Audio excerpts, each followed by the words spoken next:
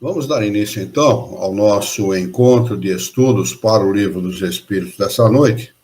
Hoje é dia 4 de janeiro de 2023, uma quarta-feira. São 19 horas e 27 minutos na cidade de Jaú. Nós estamos estudando o capítulo 6º do livro 2º. O capítulo 6º trata do assunto vida espírita. E nós estamos no último item deste... não, desculpe, não é o último, não. Mas é um dos últimos itens desse capítulo, que é um item bastante importante para que nós possamos entender como se sentem os espíritos, como se sentem os desencarnados, aqueles que perderam seu corpo físico. E esse item é o de número 4, quarto item, ensaio teórico sobre as sensações nos espíritos. Kardec, com a ajuda dos espíritos superiores, escreve o seguinte: o corpo é o instrumento da dor. A dor é uma coisa que só se sente no corpo. O espírito não sente dor. É muito interessante isso, né? Porque fica difícil a gente separar, né? Para nós encarnados, fica difícil a gente separar. Mas a coisa funciona mais ou menos assim. O corpo sente a fisgada, a agulhada, o corte, alguma coisa assim, transmite para os nervos, que transmite para o perispírito, que perispírito transmite para o espírito. É assim que nós sentimos dor. Quer dizer, uma vez perdido o corpo físico, deixa de haver um instrumento da dor. O espírito não sente dor, o espírito tem somente sensações. E ele vai explicar. Se não é a sua causa primeira, é pelo menos a imediata. A alma tem a percepção dessa dor. Essa percepção é o efeito. Mais uma vez, ele está afirmando aqui que o espírito não sente dor. A lembrança que dela conserva pode ser muito penosa, mas não pode implicar ação física. Quando o espírito diz que está sentindo uma dor, não existe a ação do corpo nessa situação. É apenas uma impressão que o espírito tem, que ele guarda dentro de si e que acaba reproduzindo através das palavras a mesma coisa que ele faria, ou da mesma maneira que ele faria quando estava encarnado. Mas é apenas o efeito, não é a causa. Né? A causa imediata dessa dor já não existe mais, que é o corpo. Com efeito, o frio e o calor não podem desorganizar os tecidos da alma. A alma não pode regelar-se, nem queimar. Não vemos todos os dias a lembrança e a preocupação de um mal físico produzir os seus efeitos? E até mesmo ocasionar a morte? Todos sabem que as pessoas que sofrem amputações sentem dor no membro que não mais existe. Seguramente não é esse membro a sede nem o ponto de partida da dor. O cérebro conservou a impressão. Eis tudo. Podemos, portanto, supor que há qualquer coisa de semelhante nos sofrimentos dos espíritos depois da morte. Um estudo mais aprofundado do perispírito, que desempenha papel tão importante em todos os fenômenos espíritas, nas aparições vaporosas ou tangíveis, no estado do espírito no momento da morte, na ideia tão frequente de que ainda está vivo, na situação surpreendente dos suicidas, dos supliciados, dos que se observaram nos prazeres materiais e tantos outros fatos. E veio lançar luz sobre essa questão, dando lugar às explicações de que apresentamos um resumo. O perispírito é o liame que une o espírito à matéria do corpo. É formado do meio ambiente, do fluido universal. Contém ao mesmo tempo eletricidade, fluido magnético e, até certo ponto, a própria matéria inerte. Podemos dizer que é a quintessência da matéria. A princípio, a vida orgânica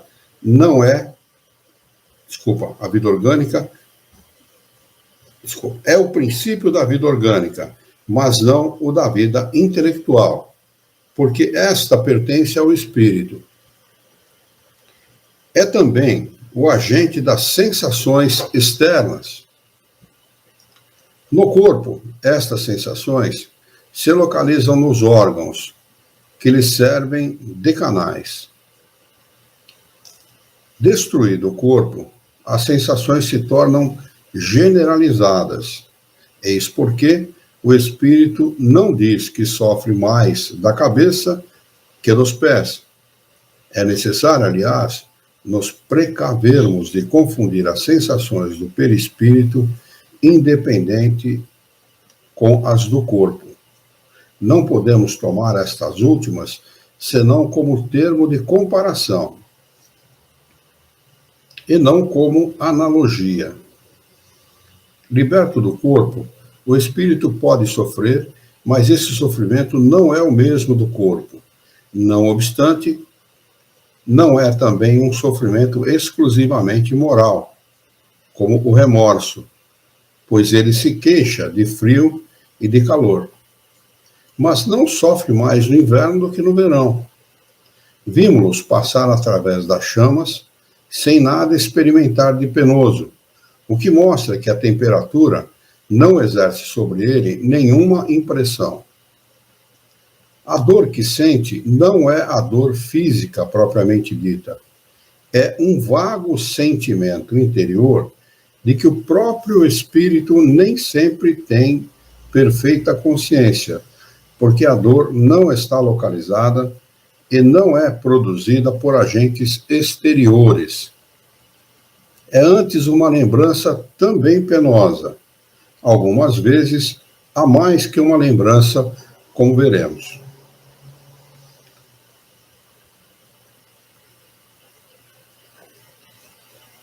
A experiência nos ensina que, no momento da morte, o perispírito se desprende mais ou menos lentamente do corpo.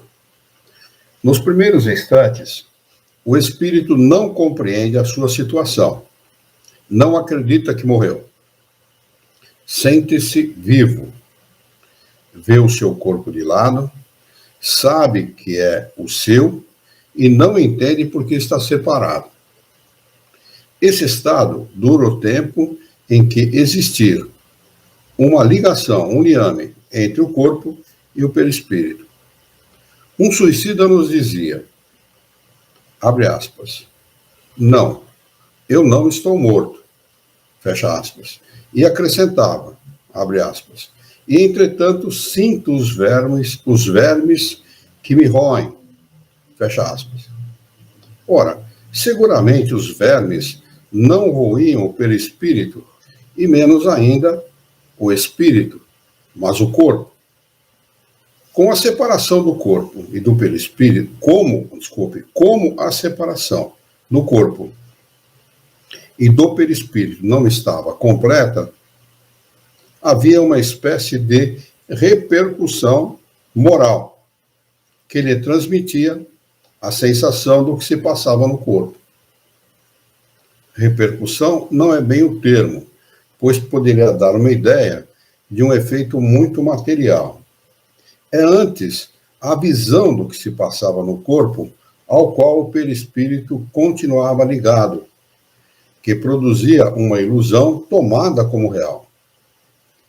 Ainda assim, não se tratava de uma lembrança, pois durante a vida ele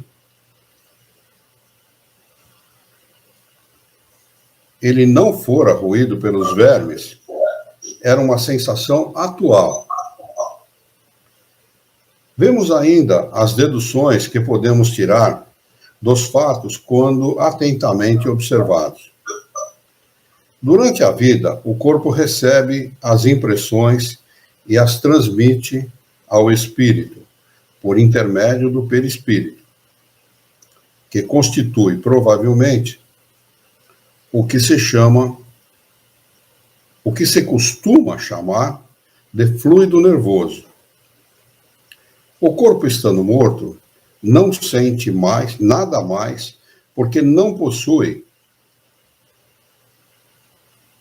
Desculpe, o corpo estando morto, não sente nada mais, porque não possui espírito nem perispírito. O espírito e o perispírito se desligaram do corpo. Ali só resta a matéria inerte, que não sente nada, que não tem sensações, porque os nervos, os órgãos estão mortos, naturalmente. O espírito desligado do corpo experimenta a sensação, mas como esta não lhe chega por um canal limitado, torna-se geral. O que ele diz aqui é o seguinte: quando a gente é ferido na mão, o espírito sente, né, tem a percepção de que o ferimento está na mão. Cortou um dedo, machucou um dedo, quebrou um osso, ele localiza a dor, ele recebe a impressão através daquele canal. Então, portanto, ele sabe que a dor está ali. Quando, no caso, está desencarnado, essa impressão é geral, não é localizada.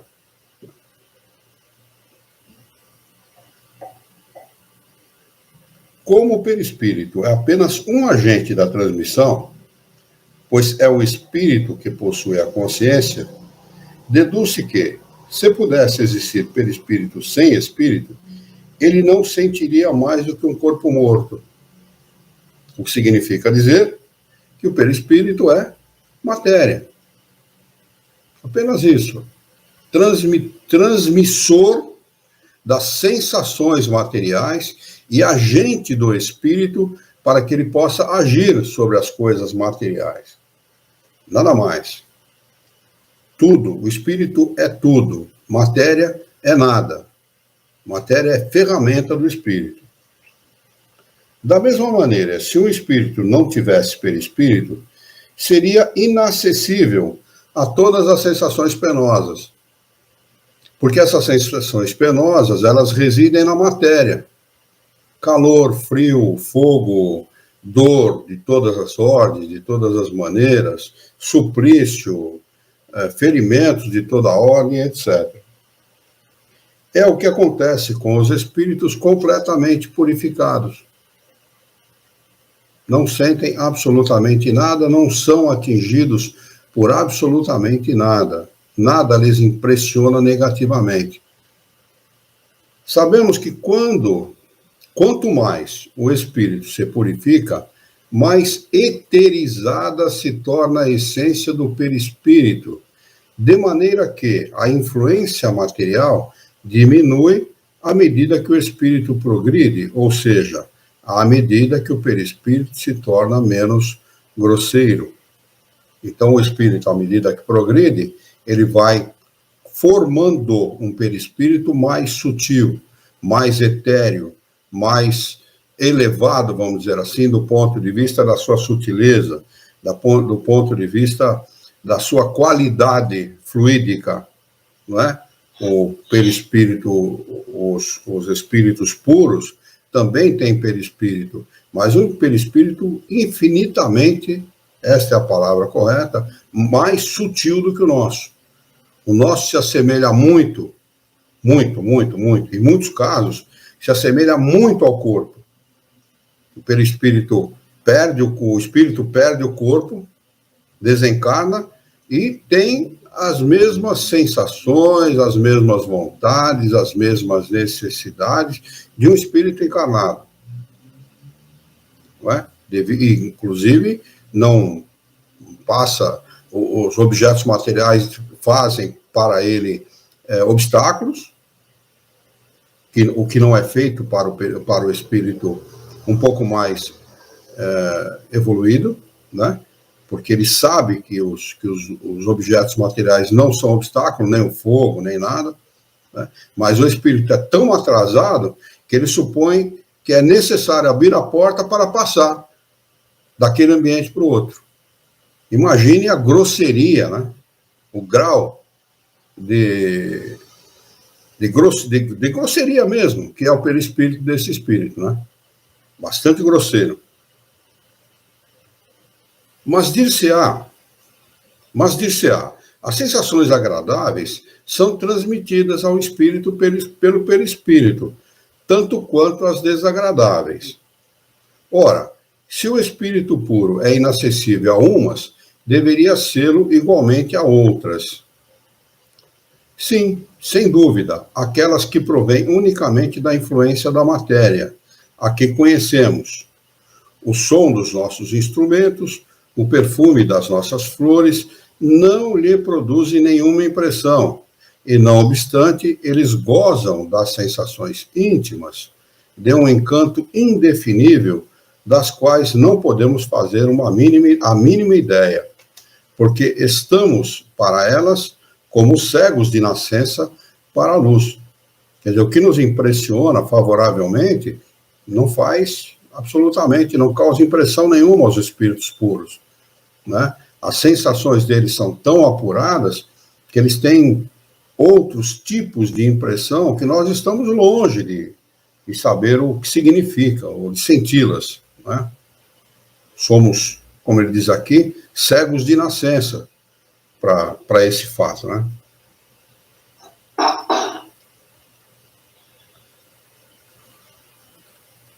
Sabemos que elas existem, mas de que maneira?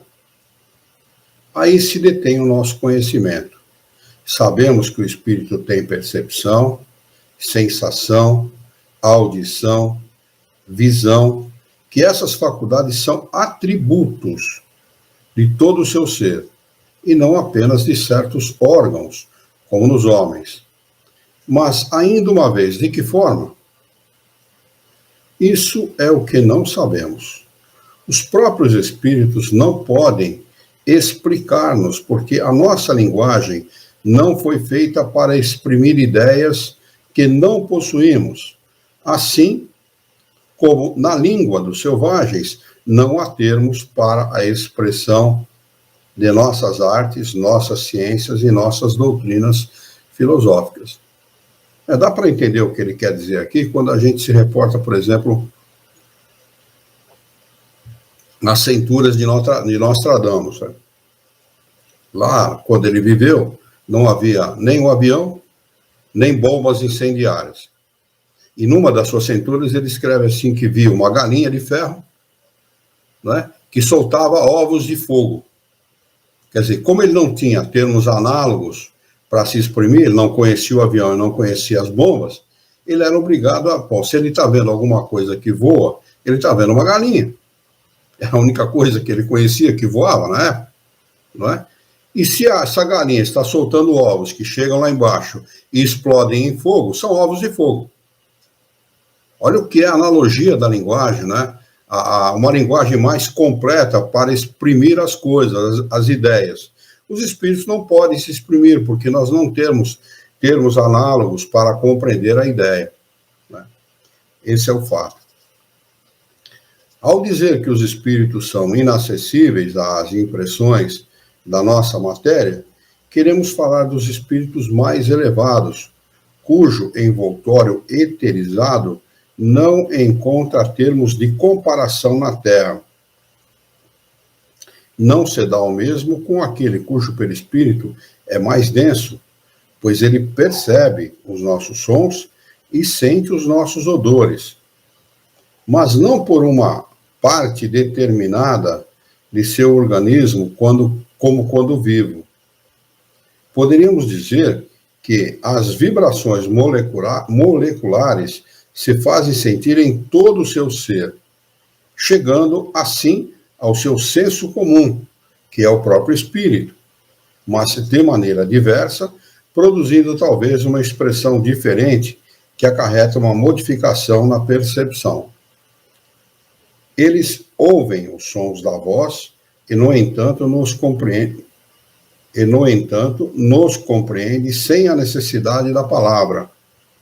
pela simples transmissão do pensamento. É assim que os espíritos se comunicam, através do pensamento. Eles não exprimem palavras. Quando o médium, o audiente, diz assim, eu ouvi o espírito me dizer alguma coisa, ele só fala isso porque é por uma questão de hábito, né? De ouvir pelo ouvido, né? Por um órgão localizado no corpo físico. Mas, na realidade, o que ele ouviu foi de pensamento para pensamento. E é muito interessante, eu não sei se você já tiver algum fenômeno do tipo, eu já tive algumas vezes, e é muito interessante, é como se eles falassem conosco mesmo. É interessantíssimo isso, é muito interessante. Eu já passei por algumas vezes por fenômenos desse tipo, quando era necessário, porque eu não sou médium audiente, não. Mas quando foi necessário, os espíritos falaram comigo. Falaram, abre aspas, né? Mas se comunicaram de pensamento para pensamento, e a coisa era de tal forma veemente, vamos dizer assim, que é como se a gente ouvisse pelo ouvido, né? É bastante claro quando eles querem transmitir algum pensamento. Uma vez eu estava com uma dor forte de estômago, eu tinha uns 23, 24 anos, 25 anos no máximo. Eu estava sentado numa cadeira com a cabeça abaixo e com a mão no estômago, sentindo bastante dor. Era uma loja que eu tinha no Bom Retiro, na época, na Rua dos Italianos, em frente tinha um bar. E se aproximou de mim um espírito, que eu julgo ser o meu espírito guia, disse para mim assim, levanta, fica ereto, que eu vou te dar um passe. Eu obedeci a ordem, fiquei ereto, senti, percebi, ele me dando passe. Depois ele me disse assim, agora você vai, atravessa a rua, compra uma água tônica da Antártica, sem gelo, tira o máximo que você puder de gás e toma. Acabou a dor. Olha que interessante, eu estou relatando aqui um fato ocorrido comigo, né? Mas é assim mesmo, como eu estou contando para vocês, é assim que ocorre com os espíritos. Eles falam, né, de pensamento para pensamento conosco, e é de tal forma tão veemente, tão incisiva a coisa, que a gente sente como se estivesse realmente conversando, como a gente tem o hábito de conversar pela palavra com as outras pessoas. Você deu um exemplo, só um comentário, você deu um exemplo do que ocorreu com você em estado de vigília, né? Ou seja, sim, eu estava perfeitamente acordado. Estava sentindo dor de estômago. Eu pergunto a você, esse exemplo, essa situação, ela também vale para quando nós estamos emancipados ali em estado de erraticidade, quando dormimos? Sim. Porque isso já aconteceu comigo várias oportunidades em estado de sono, né, no sonho. Né? Sim. É assim que os espíritos se comunicam, né? Quando nós estamos emancipados parcialmente do corpo pelo fenômeno do sonho, né, pelo sono, e emancipados através dessa emancipação parcial que ocorre todos os dias, todas as noites conosco, nós nos tornamos, nós temos as mesmas, vamos dizer assim, a mesma capacidade que os espíritos, e nos comunicamos com eles, e eles se comunicam conosco pelo pensamento. Eles não têm outra forma de comunicação, né? A comunicação do espírito é sempre de pensamento para pensamento, estejamos nós encarnados ou não. Mas como você bem citou agora, é como se ouvíssemos, exatamente. Sim, é muito forte, sabe? Quando eles querem falar com a gente, é muito forte, é veemente aquela comunicação, porque é necessário fazer aquela comunicação, é necessário dar aquela mensagem, então eles são incisivos, né? E você bastante uma lembrança, a memória, né, gravado da voz, do som, do áudio que você sempre se acostumou com, né, enquanto a pessoa estava encarnada, exatamente igual. Pelo menos comigo, né? Falam por mim. Eles precisam fazer isso para serem identificados, né? Como é que eles vão dar se identificar, se eles não reproduzirem o timbre da voz. Né? Exatamente. Então, eles têm que se identificar, de alguma maneira, até para dar importância para aquela mensagem. Né? Olha, sou eu que estou conversando com você, sou eu que estou lhe falando, sou eu que estou transmitindo esse pensamento. Não tem outra forma. Até porque a maioria das pessoas que passam por esses fenômenos, às vezes sem conhecimento nenhum, não tem como entender, como compreender. Eles vão falar, minha mãe falou comigo, a mãe desencarnada, meu pai desencarnado falou comigo, meu avô desencarnado falou comigo. Então, ninguém falou com ninguém. Foi de pensamento para pensamento. É assim que a coisa se reproduz. É assim que a coisa acontece. Tanto de desencarnado para encarnado, quanto de desencarnado para desencarnado, e tanto quanto de desencarnado para encarnado durante o estado de sono. É assim que a coisa acontece. Vamos lá. A alma, ou espírito, tem, portanto, em si mesmo a faculdade de todas as percepções. Na vida corpórea, elas são obliteradas pela grosseria dos nossos órgãos. Na vida extracorpórea, libertam-se mais e mais à medida que se torna menos denso o envoltório semimaterial. Tomado do meio ambiente, esse envoltório varia segundo a natureza dos mundos, porque ele é constituído pelos elementos constitutivos daquele planeta. Se vai reencarnar na Terra, ele vai retirar dos elementos constitutivos da Terra, né, os fluidos necessários para compor o seu perispírito. Se for reencarnar em outro planeta, a mesma coisa. Então, os perispíritos não são iguais nos diversos planetas. Em cada planeta, o perispírito é formado segundo os elementos constitutivos daquele planeta. Ele vai explicar isso agora. Ao passar de um mundo para o outro, os espíritos mudam de envoltório, como mudamos de roupa ao passar do inverno para o verão, ou do polo ao equador. Então, aquelas pessoas no meio espírita que têm a teoria de que as marcas do corpo refletem efeitos ou eventos de outra encarnação, é pura balela. Não tem o menor sentido. O espírito, cada vez que encarna, forma um perispírito novo. Porque ele se retira da Terra para programar uma nova encarnação, não é? E vai para os mais diversos planetas, quando isso é necessário, forma o seu perispírito ali naqueles planetas, quando adentra o planeta. Isso acontece com os espíritos que nos visitam também, de outros planetas, sejam eles evoluídos ou não. Não é? Eles mudam o seu perispírito, ao adentrar o planeta, eles mudam o seu perispírito, né? E depois, quando reencarnam no planeta, formam um novo perispírito. Até porque, mesmo pertencendo àquele planeta, ele progrediu um pouco. Então, o seu perispírito não é igual ao da última encarnação, é semelhante, mas não igual. Ele já é mais depurado, menos grosseiro. Então, não traz marca de nada. Tudo, memória, inteligência, conhecimento, está tudo no espírito, nunca no corpo. Nunca no perispírito, porque o perispírito também é matéria, não é? E matéria grosseira, às vezes, dependendo do espírito. Eu vou ler de novo para gravar. Tomado do meio ambiente, esse envoltório varia segundo a natureza dos mundos. Ao passar de um mundo para o outro, os espíritos, e ele não está aqui se referindo a este ou aquele, a este nível de evolução, ou aquele nível de evolução, os espíritos mudam de envoltório. Como mudamos de roupa, ao passar do inverno ao verão, ou do polo ao equador.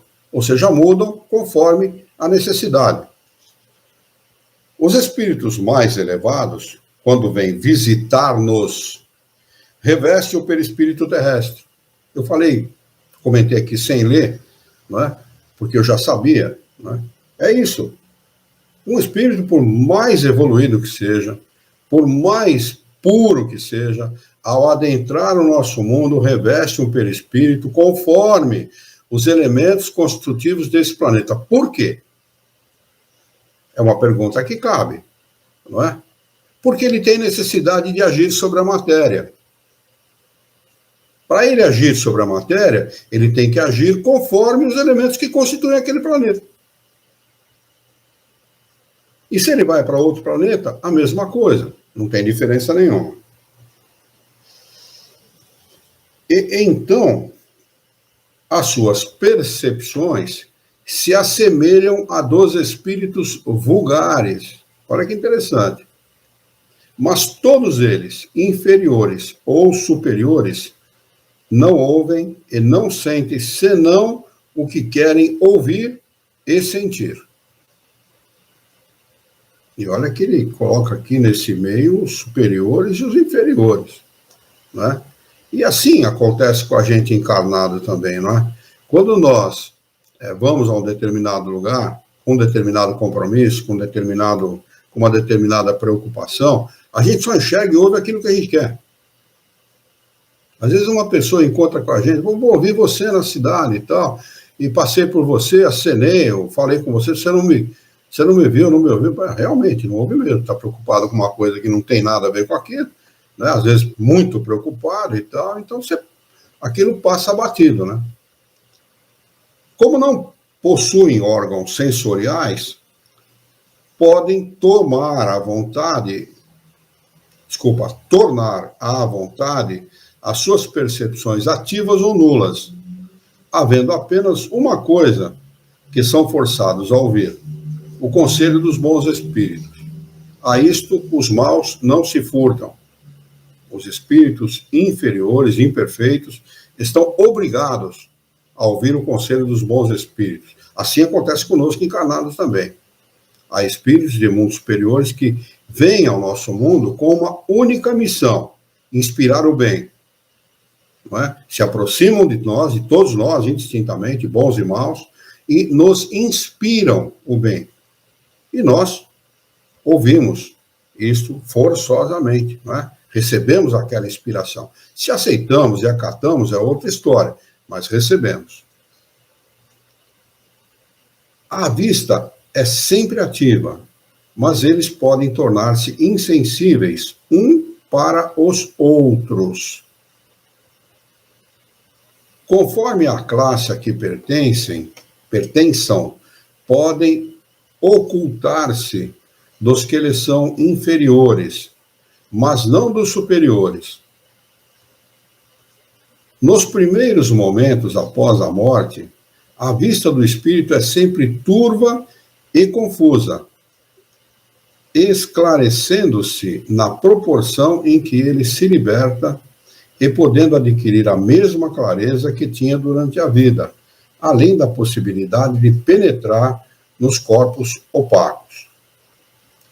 Quanto à sua extensão, através do espaço infinito, no passado e no futuro, depende do grau de pureza e elevação do espírito.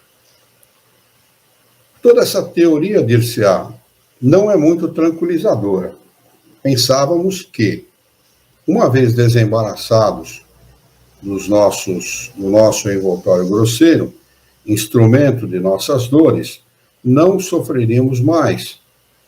E nos ensinais que sofremos ainda, pois podemos ainda sofrer e muito durante longo tempo. Mas podemos também não sofrer mais, desde o instante em que deixamos esta vida corpórea. Os sofrimentos deste mundo decorrem, às vezes, de nossa própria vontade. Remontando à origem, veremos que a maioria são consequência de causas que poderíamos ter evitado. Quantos males, quantas enfermidades o homem deve apenas aos seus excessos, à sua ambição, às suas paixões, enfim? O homem que tivesse vivido sempre sobriamente, que não houvesse abusado de nada, que tivesse sido sempre de gostos simples e desejos modestos, se pouparia de muitas tribulações. O mesmo acontece ao espírito. Os sofrimentos que ele enfrenta são sempre consequências da maneira por que viveu na Terra.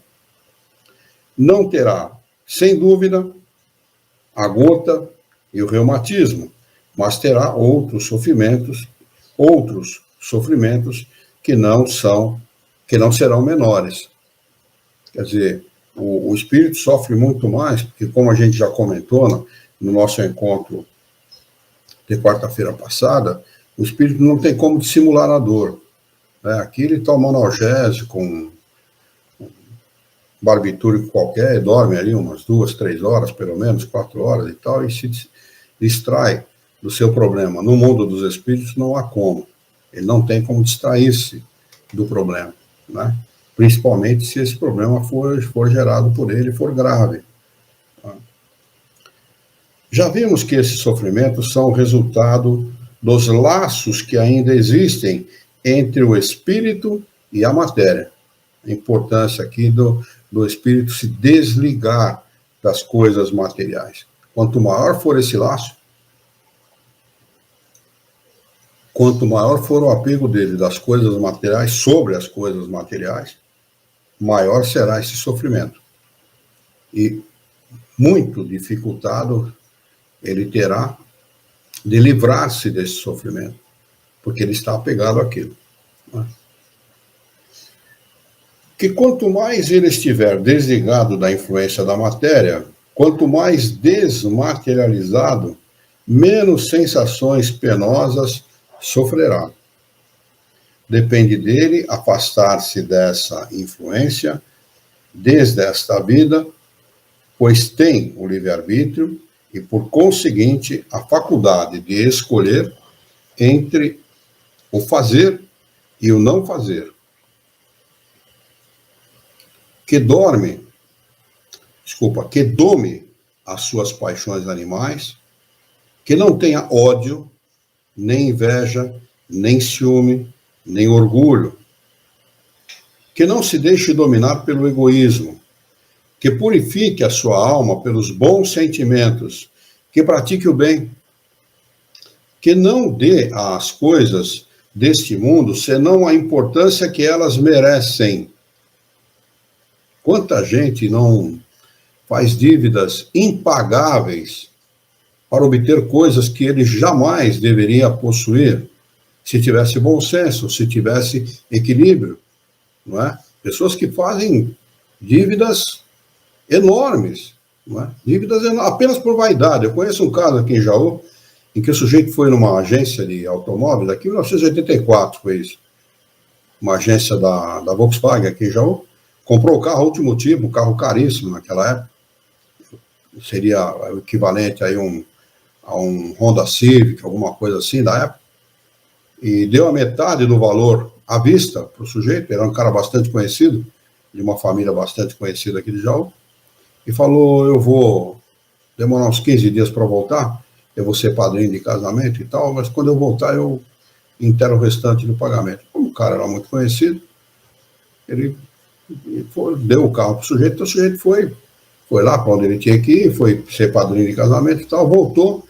entregou o carro na agência e falou: pode ficar com o carro que eu não tenho dinheiro para completar o pagamento. Apenas por vaidade, apenas para aparecer. Ele era padrinho da noiva, apenas para aparecer no casamento com um carro novo, com um carro último tipo e tal, para fazer aquela figura, né, que ele não tinha direito de fazer. Pelo menos não tinha condições financeiras para isso. Mas a vaidade sempre fala mais alto. E é a grande derrocada de muita gente, né? Quantas pessoas não se envolvem com cartão de crédito, com crédito bancário, com cheque especial, com coisas assim, desnecessariamente, né? Se tem um aperto financeiro qualquer, a primeira coisa que recorrem é um empréstimo no banco, ou um cheque especial, ou um cartão de crédito. E ninguém constrói absolutamente nada com o dinheiro dos outros. ninguém consegue construir absolutamente nada. Pelo contrário, aí vai ser a derrocada mesmo, total ou final, né? Então, mesmo sob o seu envoltório corpóreo, já se terá purificado, despreendido da matéria, e quando o deixar, não sofrerá mais a sua influência. Os sofrimentos físicos, porque tiver passado, não lhe deixarão nenhuma lembrança penosa, não lhe restará nenhuma impressão desagradável, porque estas não afetarão o espírito, mas apenas o corpo. Sentir-se-á feliz por se ter libertado, e a tranquilidade de sua consciência o afastará de todo sofrimento moral. Tranquilidade de consciência. Há muitos que desencarnam com um sentimento de culpa, que é o oposto disso. Como é que a pessoa pode estar bem no mundo dos espíritos tendo sentimento de culpa? Você tem que lutar pelo inverso disso, pelo oposto disso. O Jesus, sabiamente, como nós lembramos na quarta-feira passada, e convém aqui lembrar, em função do assunto, disse: vá e reconcilia-te com teu irmão enquanto estás a caminho com ele. Chama o teu irmão em secreto e conversa com ele. Se ele te ouvir, você terá ganho o teu irmão. Não é? Quer dizer, Jesus era um sábio, ele sabia, ele dizia isso: não alimenteis ódio, perdoai as ofensas. Né? Se alguém lhe bater na face, dê o outro lado. Quando ele falou isso, ele não estava nos mandando ser subservientes, não era isso.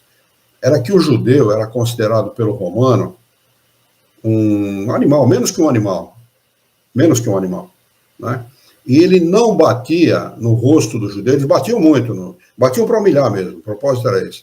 Eles não batiam no rosto do judeu com a palma da mão, porque eles achavam que o judeu era indigno de apanhar com a palma da mão de um romano. Então eles davam com as costas da mão no rosto da pessoa.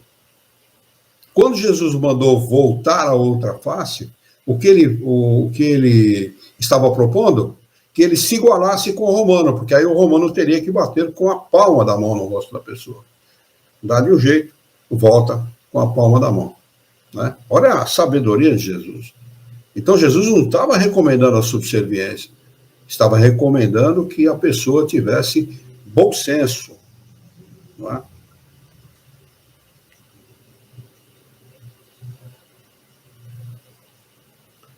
Interpelamos sobre o assunto milhares, olha o trabalho ingente de Kardec, milhares de espíritos. Quando ele fala interpelamos, ele diz: eu interpelei milhares de espíritos. Como ele era uma pessoa muito modesta, né? Então ele colocou aqui o verbo, ele conjugou o verbo aqui no plural. Né? Mas ele fez isso. Esse trabalho de pesquisa foi de Kardec. Né? Por isso que nós temos hoje uma doutrina valorosa, séria, racional, por esse trabalho deste homem, a quem eu rendo homenagens sempre que eu posso, pelo pensamento, e um pensamento sempre muito amoroso e de muita gratidão a ele. Né? Pertencentes a todas as classes sociais e todas as posições. Quem quer saber disso, ou quem quiser saber com mais qualidade, vá lá e estude o livro O Céu e o Inferno. Neste livro ele retrata isso que ele está dizendo aqui. Ele não coloca todas as entrevistas, mas uma boa parte delas, entrevistando toda a ordem de espíritos e dando para nós uma noção de como cada um está no mundo dos espíritos fazendo o que fez no mundo dos homens. Então é muito interessante, muito ilustrativo para nós e muito esclarecedor e educativo. Não é? Se nós não quisermos estar naquela situação dos espíritos sofredores, por exemplo, nós temos que fazer o oposto daquilo que lá está. Estudamos em todos os períodos da vida espírita desde o instante que deixaram o corpo, desde o instante que deixaram o corpo. Seguimos-los passo a passo na vida de além-túmulo, para observar as modificações que nele se operavam, nas suas ideias, nas suas sensações. E a esse respeito, os homens vulgares não foram que nos forneceram menos preciosos elementos de estudo. Vimos sempre que os sofrimentos estão em relação com a conduta da qual sofrem as consequências, e que essa nova existência é uma fonte de felicidade inefável para aqueles que tomam o bom caminho. De onde se segue que os que sofrem é porque assim quiseram, e só devem queixar-se de si mesmos, tanto no outro mundo quanto neste. Então, está claro aqui, né? Kardec deixa claro, para quem quiser ouvir, é claro. Quem não quiser ouvir, né? Buonanotte, como diz o italiano, né? Quem não quiser ouvir, fica à vontade. É o livre-arbítrio, cada um tem o direito legítimo de pensar como quer. Outro dia o cara falou para mim que eu estava falando um monte de baboseira. Ele escreveu lá nos comentários, né? Quanta baboseira, né? Ele escreveu lá. Tá certo ele, não condeno não, tá certo. Ele tem o direito de escrever assim, porque é o que ele pensa. Ele tem o direito de pensar como ele pensa. Ele tem o livre-arbítrio tanto quanto eu. Tanto quanto nós que aqui estamos, temos o livre-arbítrio de pensar livremente a respeito de qualquer assunto. A respeito de qualquer assunto. Só que ele demonstrou a sua leviandade. O quanto leviano ele era. Porque se um assunto me impacta a ponto de eu escrever,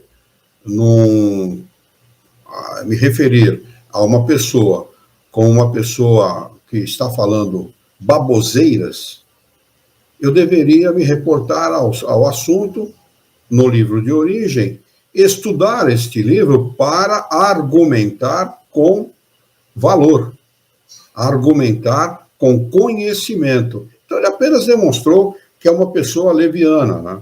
Apenas isso, na minha opinião, né? Mas ele tem esse direito, como nós temos o direito de pensar como nós pensamos,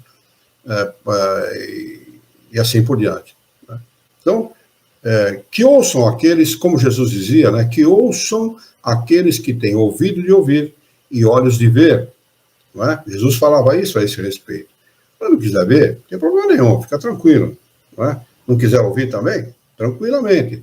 Porque não é esta a única encarnação, nós vamos ter que passar por outras. E numa próxima encarnação, certamente a pessoa vai rever os seus conceitos, rever a sua posição diante da verdade, porque a verdade é inexorável.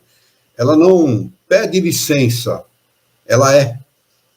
Ela não precisa de consentimento para ser. A verdade é, por si só, a verdade. Não é? Não vai chegar e pedir, dá licença de eu ser um pouquinho verdade hoje, amanhã eu dou licença para você e tal. Não é assim que a coisa funciona. Então, a baboseira que nós estamos falando aqui, eu dirijo a esse nosso irmão e a todos aqueles que imaginam que o estudo sobre os espíritos, o livro dos espíritos é uma grande baboseira. Alertem-se, fiquem alertas, né? Procurem o conhecimento, busquem a verdade, porque essa verdade pode libertar cada um de um sofrimento desnecessário pela mudança de comportamento. Nós estamos a 7 minutos do encerramento. Alguém tem alguma pergunta a respeito disso que nós falamos? Eu só queria fazer, me permita, Dani, Luiz, só queria fazer um complemento aí adicional do teu raciocínio, que está absolutamente correto e coerente e verdadeiro. Como eu não sei se lamentável é a palavra certa, pela ausência do conhecimento espírita, né? Em 98% das pessoas que nós conhecemos, que existem na nossa sociedade, por não conhecerem, já que estamos no capítulo aí das sensações, das percepções do sofrimento dos espíritos, por não conhecerem a relação, né, verdadeira entre nós e eles, os encarnados e os desencarnados, não só não compreendem, como não admitem, Luiz, e você vai acho que aceitar o que eu estou dizendo, por ser uma verdade, não admitem que exista essa relação, que exista esse convívio entre nós e eles, que eles estão entre nós, nos observando, nos vendo, né, nos ouvindo, e tirando as suas conclusões em relação ao nosso conhecimento moral sobre eles mesmos, muitas vezes, ou sobre coisas associadas a nós, as famílias, que estão diretamente, que são de interesse direto dos espíritos a quem convivem, né? A quem conosco estão. Isso realmente é muito lamentável. Mas tem que se ressaltar aqui também que há espíritas que pensam assim. Há espíritas que não acreditam nos espíritos. Mais triste ainda, né? É mais triste ainda. Quer dizer, mas terrivelmente mais triste. Muito mais, né? Muito mais. É um atraso para a pessoa, porque o fato é o seguinte, como eu disse, é direito de cada um legítimo pensar como quiser. É direito legítimo. Ninguém pode impedir ninguém de que pense desta ou daquela maneira. É direito legítimo. Agora, a verdade, ela sempre vai ser a verdade, inexoravelmente. Ela vai ser sempre a verdade. E a verdade é que os espíritos, eles convivem conosco. O Kardec diz que eles se acotovelam conosco. É tanto, a quantidade tão grande que eles se acotovelam conosco, estão no mesmo ambiente, no mesmo lugar. Não existe nada de colônia, nem de perfume, nem de coisa nenhuma. Eles estão conosco. Sou Luiz Alexandre, mas eu já pensei assim. Mas sabe onde está a diferença? Estudo. Quando eu conheci a Casa Espírita do Senhor, que eu me debrucei, que eu fui fazendo cursos, e a gente foi aprendendo, e a gente foi com embasamento. É estudo. Então, a maioria das pessoas não querem estudar, pegam trechos do que ouvem, do que leem, e julgam por julgar, porque não estuda. E isso eu não falo só para espiritismo, eu falo para qualquer coisa. Para qualquer coisa. Então, aí eu vou discordar. Não tenho direito de falar o que é, não.